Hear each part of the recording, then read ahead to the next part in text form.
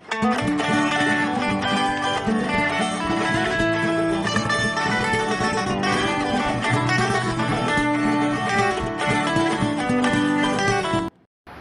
కెరీర్ను మలుపు తిప్పిన 5 బెస్ట్ ఇన్నింగ్స్లు. టీమిండియా మాజీ dashing allrounder Yuvraj Singh December 12న 41వ పుట్టినరోజు జరుపుకున్నాడు. యువీ అనగానే మొదటగా గుర్తుకు వచ్చేది 6 బంతుల్లో 6 సిక్సర్లు. 2007 టీ20 ప్రపంచకప్లో ఇంగ్లాండ్పై పరిమిత ఓవర్ల క్రికెట్లో గొప్ప ఆల్రౌండర్గా పేరు తెచ్చుకున్న యువరాజ్ దాదాపు 2 దశాబ్దాల పాటు టీమిండియా క్రికెట్లో కీలక పాత్ర పోషించాడు. ఈ 2 దశాబ్దాలలో ఐసీసీ మేజర్ టోర్నీలైన 2007 T20 world cup, 2011 one day world కప్లు అతని ఖాతాలో ఉన్నాయి. డేరింగ్ అండ్ డాషింగ్ బ్యాటింగ్కు పెట్టింది పేరైన యువీలో మంచి బౌలర్ కూడా ఉన్నాడు. 2000 సంవత్సరంలో అక్టోబర్ నెలలో కెన్యాతో మ్యాచ్ ద్వారా అంతర్జాతీయ క్రికెట్లో అరంగేట్రం చేసిన యువరాజ్ టీమిండియా తరపున 40 టెస్టులలో 1900 పరుగులు, 304 వన్డేల్లో 8700 పరుగులు, 98 టీ20ల్లో 1177 పరుగులు సాధించాడు. అయితే ఎన్నో ఘనతలు, రికార్డులు అందుకున్నప్పటికీ ఇప్పుడు చెప్పుకోబోయే 5 ఇన్నింగ్స్లు మాత్రం అతని కెరీర్లో ది బెస్ట్ అని చెప్పొచ్చు. నాన్-వెస్ట్ సిరీస్ ఫైనల్స్లో యువరాజ్ ఆడిన ఇన్నింగ్స్ అతని కెరీర్ను నెంబర్ 1 స్థానంలో ఉంటుంది. యువరాజ్ కెరీర్నే కాదు, టీమిండియా రీతిని మార్చేసింది.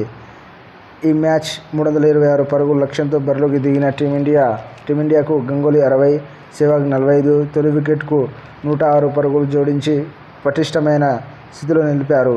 అయితే స్వల్ప వ్యవధిలో ఇద్దరు అవుట్ కావడం, ఆ తర్వాత 146 పరుగులకే 5 వికెట్లు కోల్పోయి కష్టాల్లో పడింది. అప్పుడే క్రీజులోకి వచ్చాడు యువరాజ్ సింగ్. మరో హ్యాండ్లో మహమ్మద్ కైఫ్ బ్యాటింగ్ చేస్తున్నాడు. ఇద్దరు మంచి సమన్వయంతో ఇన్నింగ్స్ను ముందుకు తీసుకువెళ్లారు. 6వ వికెట్కు ఇద్దరు కలిసి 221 పరుగుల రికార్డు భాగస్వామ్యంలో టీమిండియాకు గెలుపు దిశగా నడిపించారు. అయితే విజయాన్ని 59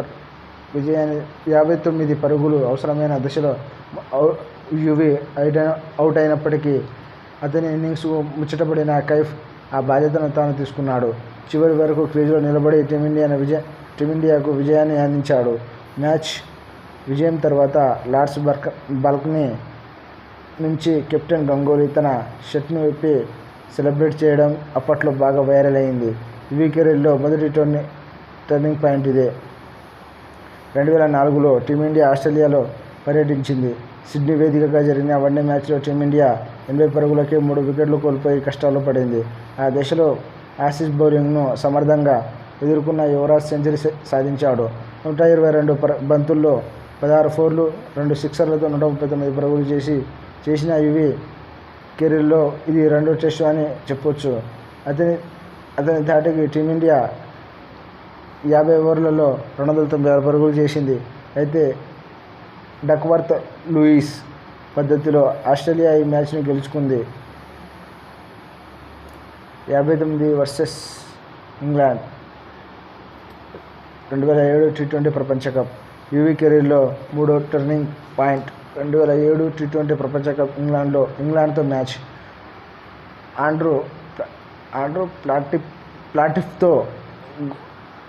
ఆండ్రూ ప్లాటిఫ్తో గొడవ యువరాజ్లోని విధ్వంసాన్ని ప్రపంచానికి పరిచయం చేసింది.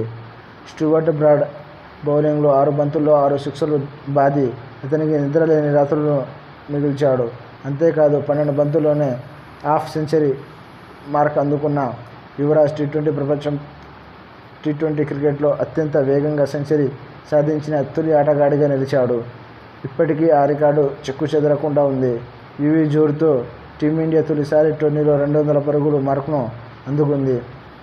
ఈ మ్యాచ్లో టీమిండియా ఘన విజయం సాధించింది. 2011 వన్డే వరల్డ్ కప్లో యువరాజ్ ఆల్రౌండర్గా కీలక పాత్ర పోషించాడు. జట్టులో ఒక ఆల్రౌండర్ ఉంటే ఎంతో బలమో యువీ చేసి జట్టులో ఒక 150 వర్సెస్ ఇంగ్లాండ్ 2007 కెరీర్ చివరి దశలో యువరాజ్ ఆడిన ఆఖరి టెస్టు బెస్ట్ ఇన్నింగ్స్ ఇదే. ఇంగ్లాండ్తో జరిగిన వన్డేలో 25 పరుగులకే 3 వికెట్లు కోల్పోయి టీమిండియా కష్టాల్లో పడింది. ఈ దశలో యువరాజ్ MS ధోనీతో కలిసి మరుపురాని ఇన్నింగ్స్ ఆడాడు. సెంచరీతో కదం తొక్కిన యువరాజ్ 127 బంతుల్లో 150 పరుగులు చేశాడు. యువీ తన వన్డే కెరీర్లో అత్యధిక స్కోరును అందుకున్నాడు. యువీతో పాటు ధోనీ కూడా సెంచరీతో రాణించడంతో టీమిండియా 381 పరుగులు భారీ స్కోరు చేసింది. 15 పరుగుల తేడాతో ఇంగ్లాండ్ పరాజయం చెందింది. యువీ కెరీర్లో ఇదే ఆఖరి బెస్ట్ ఇన్నింగ్స్. ఆ తర్వాత క్రమంగా ఫామ్ కోల్పోయిన యువరాజ్ 2019లో అంతర్జాతీయ క్రికెట్కు గుడ్ బై చెప్పాడు.